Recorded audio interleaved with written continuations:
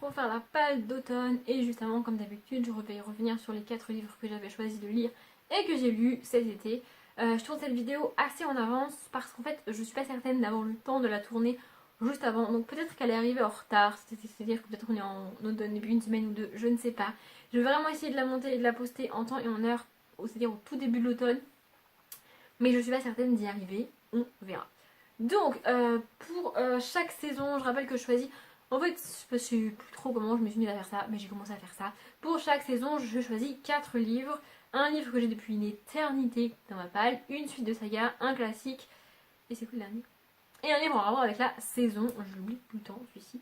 Voilà, donc j'avais choisi 4 livres pour l'automne, je les ai lus, et je les ai lus dans l'ordre inverse que j'avais dit que je voulais les lire. Ma phrase a l'air pas française, mais je vous assure qu'elle est française. C'est-à-dire que quand je vous ai présenté les livres, il y en a 2, et notamment un que je vous ai dit que j'avais vraiment hâte de le lire, et c'est le dernier que j'ai lu, et le deuxième c'est l'avant-dernier que j'ai lu. Ouais, je suis très contradictoire comme fille. Bref. Donc dans l'ordre que j'ai lu, le premier que j'ai lu c'est New Victoria de le tome 1 de Lia Abel. Donc c'est le tome 1 d'un diptyque et c'était le livre que j'avais depuis une éternité dans ma palle. Ensuite on va suivre Nora qui est une jeune fille elle doit avoir 18 ans, quelque chose comme ça, je ne sais pas, c'est pas précisé ou alors je ne m'en rappelle plus. Mais bref, et on va être dans une époque victorienne, mais dans une époque victorienne nouvelle, comme le titre l'indique en fait. C'est-à-dire que la couverture nous laisse supposer qu'on va être dans un livre où les femmes sont habillées avec des grandes robes, qu'elles ont des ombrelles et qu'elles ne travaillent pas, qu'elles restent chez elles et blablabla. Donc une époque assez lointaine dans notre histoire. Sauf qu'en fait ce livre se passe en 2195. Ouais. Mais pourtant les femmes vivent comme à l'époque victorienne. Je sais pas quel siècle c'est, l'époque victorienne, je crois que c'est le 19e si je ne dis pas de conneries. Bref, donc en fait, parce qu'en fait, entre notre quotidien, notre présent à nous et leur présent à eux, il y a eu beaucoup de guerres, beaucoup de problèmes climatiques avec la nature qui pète un câble et tout et tout. Et du coup, les dirigeants, plus ou moins du monde, en tout cas au moins du pays où vit Nora, ont décidé qu'on allait revenir à ce que eux considèrent comme l'âge d'or de notre société. Merci messieurs, parce que l'âge d'or de notre société, c'est donc l'époque victorienne, une époque à laquelle les femmes n'ont pas le droit de vote, ont juste le droit d'être belles et de rester chez elles et de se taire. C'est sympa, c'est beau en arrière qu'on a fait dans le temps. Moi j'aime beaucoup. Non, sans déconner.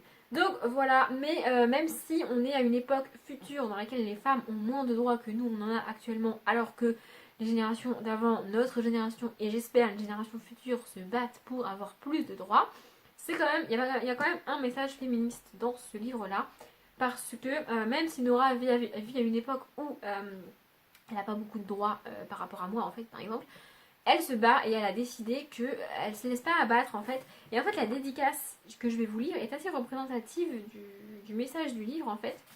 Oui. Pour ma mère qui m'a appris très tôt qu'une vraie lady pouvait donner des ordres, qu'un vrai gentleman pouvait y obéir et que les vrais zombies ne mangeaient pas de cerveau. Donc voilà, la petite dédicace c'est aussi référence, enfin parle aussi de zombies parce que ça va être le thème principal du livre que la couverture ne laisse absolument pas supposer. Peut-être dans le résumé, je ne sais pas, j'ai pas fait gaffe. Non, dans le résumé, il n'y a pas écrit le mot zombie en fait. Donc en fait, ce livre se démarre pendant les vacances de Noël. Ouais, j'ai lu au mois de juillet, même fin juin, et ça se passe à Noël. C'est comme ça. Donc Nora, qui est dans un espèce de pensionnat pour filles, où on lui apprend des trucs de filles, hein, rentre chez elle pour les vacances de Noël, sauf que c'est pas vraiment la joie et la bonne humeur parce qu'elle a perdu sa mère il y a quelques années et son père il y a tout juste un an, du coup elle a pas vraiment de famille à retrouver, si ce n'est sa tante qu'elle ne supporte pas vraiment. Donc elle rentre chez elle, c'est au cours de ses premières pages et entre le moment où elle quitte l'école et le moment où il va se passer ce que je vais vous raconter juste après, on apprend comment le monde s'est construit, pourquoi on en est là, comment ça se passe et tout et tout. Et donc elle rentre chez elle, on passe 2-3 jours avec elle peut-être, et là, elle est enlevée par des zombies. Et à partir de là, elle va découvrir ce que les informations et ce que les journalistes cachent au reste du monde, c'est-à-dire que les zombies existent, qu'il y a des zombies gentils, des zombies méchants, que les zombies l'ont enlevé parce que les zombies gentils l'ont enlevé parce que les zombies méchants voulaient l'enlever, et que donc du coup ils lui ont sauvé la vie. Il y a aussi des hommes gentils et des hommes méchants et j'ai vraiment beaucoup aimé, j'ai qu'une hâte de pouvoir lire le deuxième et dernier tome de la saga. Mais voilà, j'ai vraiment adoré. Je lis pas beaucoup de livres de zombies parce qu'en général, qui dit zombie dit apocalypse et dit on va se retrouver face à un groupe de personnages qui, on ne sait pas pourquoi et eux-mêmes ne savent pas pourquoi, se mettent à fuir et à se balader dans un paysage désertique. ça m'agace, ça m'horripile, je ne supporte pas ce genre d'histoire. Donc c'est pour ça que je lis pas beaucoup d'histoires avec des zombies, parce qu'en général c'est l'apocalypse et les gens ils se barrent. Ici c'est pas le cas, j'ai vraiment adoré Bram, je crois que c'est comme ça qu'il s'appelle le personnage principal masculin, est juste vraiment génial. L'histoire qu'il y a entre eux est à la fois originale sans l'être autant. En fait, ce qui rend l'histoire originale, c'est que Bram est un zombie. Mais sinon, entre eux, c'est vraiment cool et vraiment sympa. J'ai vraiment adoré la manière dont c'était traité. C'est un beau petit pavé qui fait 600 pages. Voilà. Mais je l'ai quand même lu assez rapidement et je vais lire le tome 2 très rapidement. Et avant d'oublier, parce que j'ai failli oublier en fait, pour cette saga, j'écoutais Middle of the Night du groupe The Vamps. Ensuite, j'ai lu la suite de saga, donc, qui était le tome 5 des Gardiens de l'Éternité, écrit par Alexandra Ivy. Donc le tome 5 c'est Jagre. Jagre c'est le vampire qu'on va suivre ici parce que dans cette saga, dans chacun des tomes, on rencontre un vampire super beau, super sexy, super fort, super vieux, super blablabla, et une jeune fille qui a un petit peu besoin d'être sauvée et un petit peu besoin d'aide. Et donc le vampire va vouloir l'aider. Sauf que dans chacun des tomes, et c'est ce que j'adore, la jeune fille a décidé qu'elle n'avait pas besoin du vampire en fait. Et dans une situation clairement merdique, ça va clairement pas dans sa vie, chacune des héroïnes elle a une situation pourrie au début du tome, mais elle a décidé qu'elle n'était pas prête à accepter l'aide du vampire. Ce que je trouve plutôt cool. Inévitablement, dans chaque tome, le vampire tombe amoureux de la jeune fille, sinon c'est pas drôle.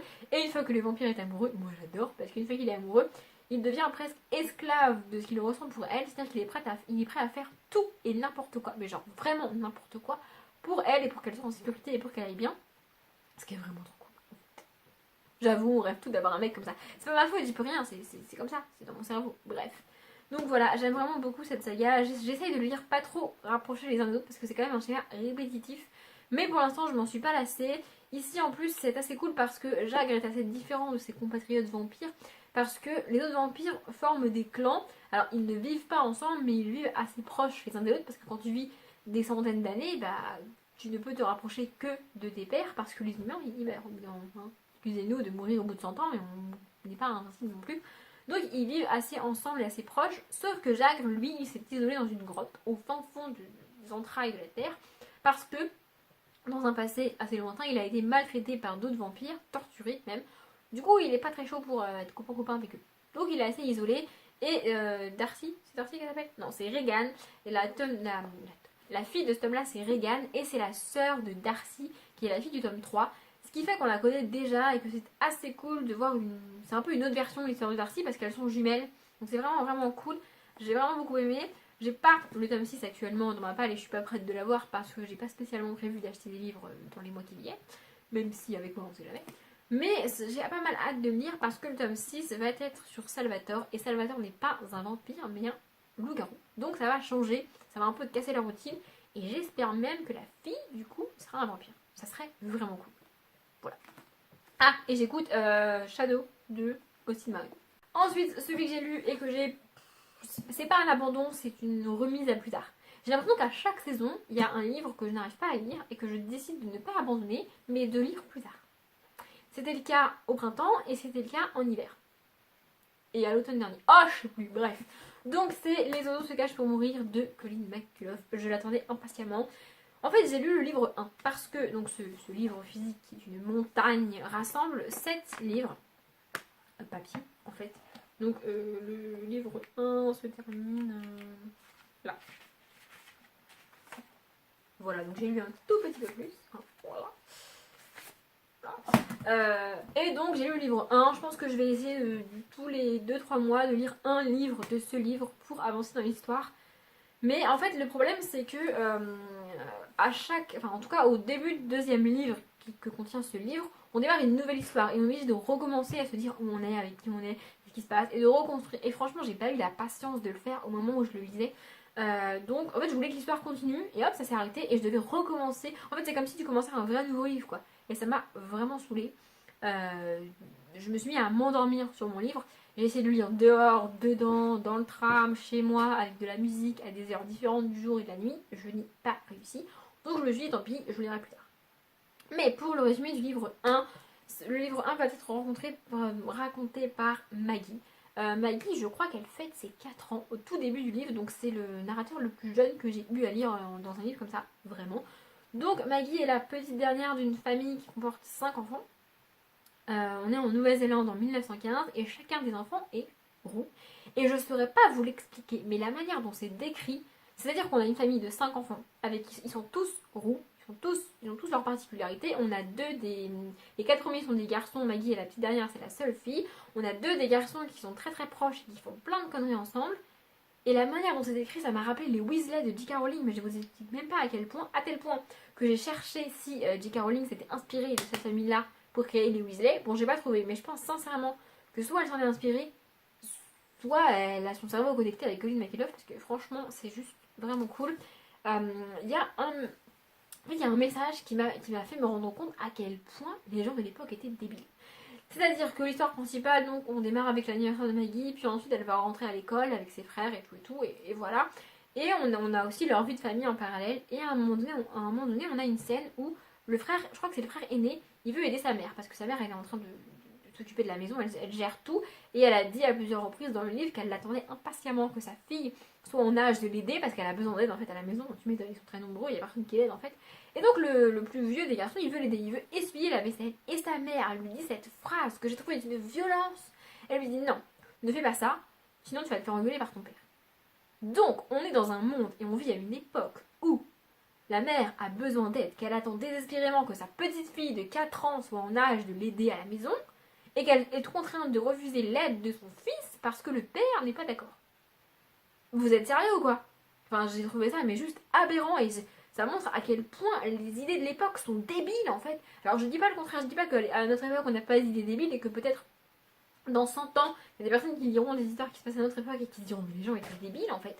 Peut-être que ça arrivera, mais là franchement j'ai trouvé ça mais tellement injuste en fait. J'avais envie de prendre ce garçon et de lui dire mais vas-y, aide ta mère si tu veux l'aider, vas-y, aide-la.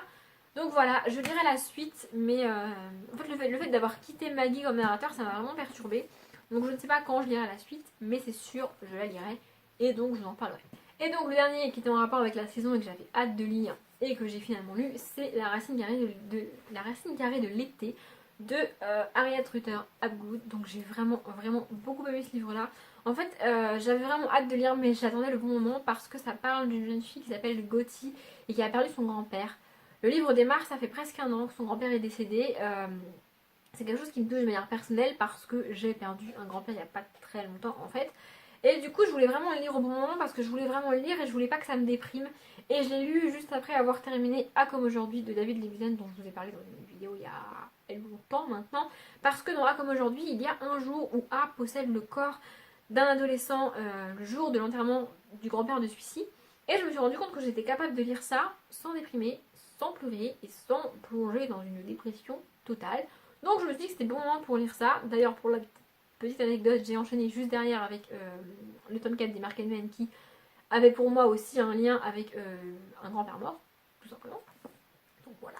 Donc ici on suit Gotti. En fait on a une espèce de réalité alternative. En fait on suit Gotti qui vient de perdre qui a perdu son grand-père il y a quelques mois et qui a du mal à avancer, qui sait pas trop comment faire. Je me suis beaucoup retrouvée en elle à la fois par rapport au grand-père et à la fois parce que elle fait des maths, ça se passe l'été évidemment, mais elle a un espèce de projet scolaire à faire pour un futur stage je crois qui est en rapport avec les maths. D'ailleurs on a des dessins et des trucs dans ce livre que j'ai trouvé vraiment cool. Du coup je pouvais m'identifier à elle à la fois par rapport aux maths et à la fois par rapport au grand-père décédé, donc c'était assez cool pour moi. L'histoire principale c'est que donc elle vit dans une petite ville d'Angleterre je crois et elle a grandi dans cette ville là et elle avait pour voisin un garçon qui était de son âge. Ils ont grandi tous les deux ensemble, ils étaient meilleurs amis et puis un jour le garçon est parti, ils ont perdu tout contact et là le garçon revient pour l'été en fait avec elle et du coup elle est très contente de le retrouver mais en même temps c'est très bizarre parce que en fait elle a des espèces de trous noirs, c'est à dire qu'à un moment donné elle est dans une chambre, elle discute avec quelqu'un et après, hop, elle se réveille, elle est à la plage. Il y a des heures et des heures qui sont écoulées entre ces deux moments-là et elle ne se rappelle pas de ce qui s'est passé. Elle ne sait pas ce qu'elle a fait, elle ne sait pas où elle était, elle se rappelle pas. Et du coup, pendant l'un de ces trous noirs, en fait, elle a envoyé un mail à son ancien meilleur ami pour lui dire de revenir. Du coup, il revient parce qu'elle lui a demandé de revenir, mais en même temps, elle ne se rappelle pas qu'elle lui a demandé de revenir. C'est très bizarre. Et ce livre est très compliqué à lire et je pense que c'est typiquement le genre de choses qui m'aurait agacée. Mais j'ai dû le lire pile poil au bon moment parce que je ne l'ai pas abandonné, j'ai été au bout. Et en fait, il y a plein. En fait, ce qui me dérange avec ça, c'est qu'il y a plein de passages qu'on lit et qu'on ne sait pas si c'est vraiment arrivé ou pas, si ce qu'on lit c'est utile ou pas, si c'est c'était un rêve, si c'était... on sait pas. Du coup moi ça m'agace personnellement, mais là j'ai réussi à arriver au bout du livre et j'étais vraiment contente. Donc voilà, il y a aussi plein de mots allemands parce que qui vivent en Angleterre, mais je crois que le père est d'origine allemande. Donc du coup il se parle en allemand un peu, de temps en temps on a des petits mots. C'est pas quelque chose que je suis habituée à retrouver dans les livres parce que j'ai pas fait allemand en livre à l'école, n'importe quoi, à l'école. Donc je lis pas vraiment, il n'y a pas vraiment de livres où il y a des mots allemands qui apparaissent comme ça. On a parfois des livres où on a des mots français qui sont dans la version originale et que donc nous on nous dit que c'est français dans la version originale. On a des mots anglais qui sont glissés parfois, mais allemand très rarement. Donc j'étais vraiment très contente. Ça parle d'amitié, ça parle d'amour, ça parle d'une relation frère-sœur assez compliquée, ça parle de deuil et ça parle d'une relation de famille. J'ai vraiment beaucoup aimé ce livre et franchement je vous le conseille. Voilà. Maintenant je vais rapidement vous présenter les 4 livres que j'ai choisi de lire pour cet automne. En fait, voilà. Donc je vais vous les présenter dans le même ordre, c'est-à-dire en premier le livre que j'ai depuis Mathusalem dans ma palle, à savoir 12 Years a Slave de Salomon Northup. Donc j'en reparlerai, ça a été adapté en film, j'ai moyennement apprécié le film. J'ai acheté le livre parce que je me suis dit que quand même il faudrait le lire. Ça fait un moment qu'il est dans ma palle et je me suis dit qu'il était temps de le lire. Le deuxième c'est la suite de Saga. Comme je ne sais pas dans quel ordre je vais poster les vidéos, peut-être vous l'avez déjà vu ou peut-être vous allez le revoir dans une prochaine vidéo. Il s'agit du tome 2 de New Victoria de Lia Abel. Voilà, je vous ai parlé du tome 1, je vous ai dit que j'avais hâte de le lire. Je l'ai, donc je vais le lire en automne, c'est sûr. Le troisième c'est le classique donc, et il s'agit de Ne tirez pas sur l'oiseau moqueur de Harper Lee. Je l'avais emmené avec moi en vacances en me disant que peut-être si j'avais envie d'un truc sérieux ou d'un classique tout simplement je le lirais. Ça n'a pas été fait mais j'ai vraiment envie de le lire. Lui aussi ça va faire 2 ans qu'il est dans ma palle donc il est temps que je le lise. En fait j'ai peur de lire ce livre parce que j'ai peur de ne pas l'aimer. Mais il faut quand même que je me dise. Et le dernier c'est celui en rapport avec la saison. Je l'ai acheté à Noël et dans le bouquin dans lequel je vous l'ai présenté je vous ai dit que je le gardais pour Halloween. Halloween étant en automne, ça en fait un livre en rapport avec la saison. Il s'agit de La Maison des Morts de Sarah Pinborough. Voilà, je ne sais plus trop de quoi ça parle. Mais derrière il y a écrit à la croisée de nos étoiles contraires et de celle qui a tous les dons. Alors celle qui a tous les dons, je ne connais pas. Ça me fait un peu peur parce qu'on a une citation de Stephen King et que Stephen King j'aime pas du tout. Les avis sont très mitigés sur ce livre là. J'ai peur que l'ambiance soit pas très cool. Mais quoi qu'il arrive, je le lirai, je pense, la veille d'Halloween, le jour d'Halloween et le lendemain d'Halloween. Je pense que je vais me le faire sur 3 jours, ce sera fun. J'aime beaucoup les pages noires et donc je vous en reparle rapidement. Voilà, ma vidéo est terminée. J'ai réussi à faire une vidéo à peu près courte, sachant que je vais parler de 8 livres quand même. Je suis fière de moi. J'espère que ça vous a plu et aussi je voulais vous dire si vous avez des... Parce que la prochaine saison c'est l'hiver et je commence déjà à chercher un livre en rapport avec la saison parce que c'est celui que j'ai le plus de mal à trouver à chaque fois. Donc si vous connaissez des livres qui se passent en hiver, qui se passent à Noël, qui se passent avec de la neige, tout et tout, je suis preneuse, dites-le moi. Comme ça peut-être que je pourrais le trouver et l'acheter et le lire en hiver parce que j'ai pas vraiment de livre qui me tente en rapport avec l'hiver dans ma palle. Donc voilà. Comme d'habitude, je vous souhaite une bonne journée, un bon après-midi, un bon appétit ou une bonne nuit et je vous dis à bientôt.